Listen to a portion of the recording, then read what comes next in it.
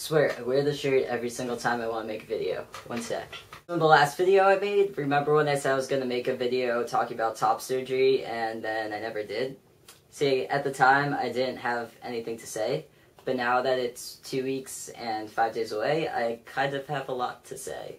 So where to begin? So I'm getting top surgery with Dr. Beverly Fisher, near Baltimore, Maryland. I forget the name of the town exactly, but it's near Baltimore, which is cool. And I'm getting it on July 26th. I'm looking at my calendar over there, and it's very exciting, and a bunch of other stuff. My process of elimination when choosing a surgeon was that they had to meet 2 criteria, which were they had to perform periareola surgery, and they had to be within driving distance because I'm afraid of surgery and I'm afraid of flying, so I figured the 2 in combination was probably just no good. Based on that, my options were basically Dr. Leese in Philly or Dr. Fisher in Maryland. And I went back and forth between the 2 a lot. The first thing that I did was look up results, and Dr. Fisher had a lot more results posted about periareola. That's so hard to say. Dr. Fisher had a lot more results about periareola surgery posted than Dr. Leese, so that was the first thing. And I also know a bunch of people that went to Dr. Fisher and were very happy. After I did the initial surgery looking stuff, I sent them both pictures of my chest, and my height, my body weight, how long I've been on T, all that stuff. And, I don't know, I just connected with Dr. Fisher a lot more than I did with Dr. Leese, even just over emails. I basically just felt a lot more confident with Dr. Fisher. I'm sure Dr. Leese would do a good job too, it's just, you know, yeah. So that was actually the second decision I had to make about surgery. The first decision I had to make was if I wanted periareola surgery or if I wanted double incision. Obviously I chose periareola because that's what I've been talking about. For those who don't know, periareola is when they cut around the nipple and they stick a vacuum cleaner and they suck all the boob away. Or at least that's how I've always imagined it.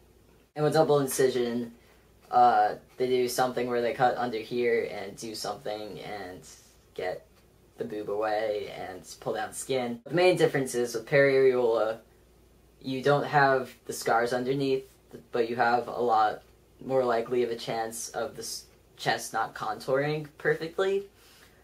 And with double incision, you get the scars, but you have a perfectly flat and contoured chest. For peri, you have to be a smaller guy, and I'm right on the border, which is kind of scary because I really don't know how my chest is going to look after surgery.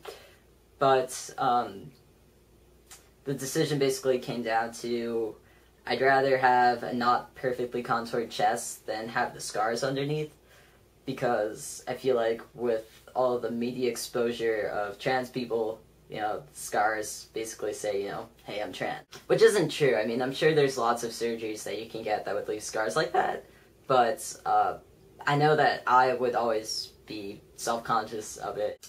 The cost of the surgery and anesthesia and operating room and all that stuff is $7,300, which is a lot, and I could buy a used car or a very nice camera for that amount of money. But my parents are paying for half, and I'm paying for the other half, so of like my money, it's gonna be like $3,500, which I wrote a check for already, and it was a lot, and it hurt a lot, and I cried a little bit. Which is basically all the money I have, so after this I am broke. But that's okay, because I hear that that's the style nowadays. To raise that money, I took a year going to community college and living at home, and I worked part-time. I'm excited, I'm definitely excited, but that excitement is kind of diluted with other emotions, such as scared shitless. Actually, mostly just scared shitless, because I've never been in for surgery before, and I've never broken a bone before, and I think the last time I was at a hospital was when I was born. Basically, I'm Superman, But because of that, there's the whole fear of the unknown and the fear of being unconscious and being cut open kind of scares me a lot. But I'll get over it. I've been doing hypnosis. Hypnosis is awesome, by the way. I highly recommend it. So I've been doing hypnosis to get over that fear, and hopefully it will work. Right now I'm feeling pretty calm, but it kind of fluctuates. I'm excited for like 3 weeks post-op. That'll be good times. And that whole rest of my life without boobs thing. That's exciting to me.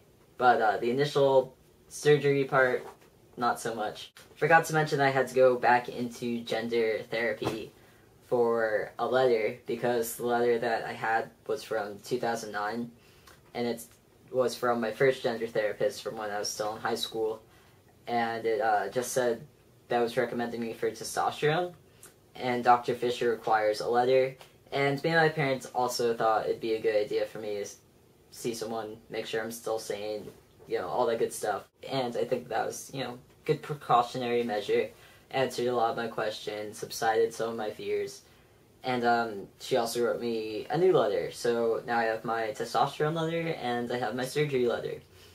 And I guess I'll read it for you guys. If you don't want to hear it, skip to the last 20 seconds where I say goodbye. My gender therapist is also my doctor.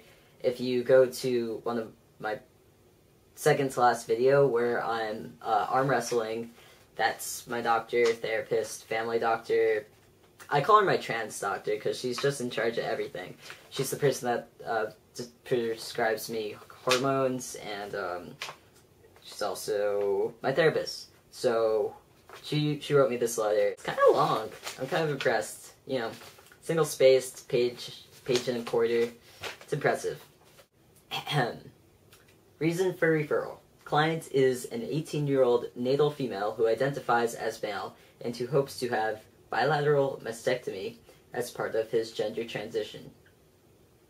Dear Dr. Fisher, Caden is an 18-year-old anatomical female who identifies as male.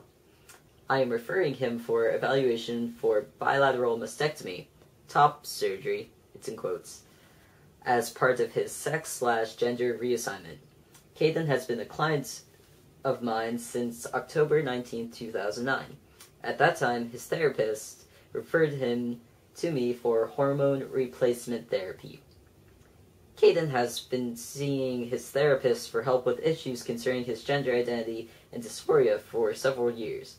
Caden has been suffering from gender identity disorder, GID 302.85, for most of his life. His earliest childhood memories are of wanting to be a boy. Caden has explored being a lesbian as well as dating a girl while masquerading as a young man. As you may imagine, these attempts failed. Fortunately, HRT, in conjunction with ongoing counseling, has helped partially alleviate Caden's gender dysphoria. He has adjusted so well to the male role, it makes perfect sense to me. The next logical step for Caden is evaluation for top surgery, again in quotes. I'm a board-certified family physician in a solo practice dedicated to the LGBT community. However, in the past 6 years, approximately 98% of my clients are transgendered. I'm a national platform speaker who travels the country teaching other healthcare providers about proper trans health and non-providers about cultural diversity. Additionally, I'm a board-certified cognitive behavioral therapist, a voting member of the World Professional Association for Transgender Health, and a member of the World Association for Sexual Health, working with other professionals who have an interest in transgender health, but not as part of any formal gender team. This is a lot. Caden has been engaged in regular therapy focusing on developing his male self while balancing the demands of home life and work. Under my supervision, Caden started HRT on February 21st, 2009. He began his real-life experience years ago and legally changed his name on December 29th, 2010. Caden has always struck me as a mature, responsible young man who has an extraordinarily strong support system to include his immediate family, his numerous friends, and his 2 jobs. I like that part. His past medical history is significant for blah blah blah blah blah blah. He has no known drug allergies. Family history is non-contributory. Social history is negative for tobacco and rare ETOH. He denies recreational drug use, blah blah blah. Not only is his social life quite full, he has donated a large amount of time helping a friend make a documentary about transgender issues. True. On all observable measures, Caden has successfully integrated his male persona into his life. Second page. In closing, my impression is that Caden meets the criteria for GID as detailed in the Harry Benjamin guidelines in the DSM-5-TR. He has a wonderful social support system, can-do attitude, has been living successfully as a male full-time for over 1 year, and has adjusted remarkably well to this role. I have discussed the risks and benefits of mastectomy with Caden, and feel confident he understands the seriousness and permanence of the surgery. There is no doubt in my mind that the surgery will allow Caden to more fully enjoy the life of a male. I also feel confident he will undertake the appropriate self-care necessary after surgery. There's absolutely no evidence of thought disorder, psychosis, major affective disturbance, or gross cognitive deficit, and his judgment and insight are unimpaired. The end. So yeah, that's my letter. Surgery, 2 weeks, 5 days. I guess next time you guys see me, I will be post-op. Wish me luck. Peace, guys. Have a good one.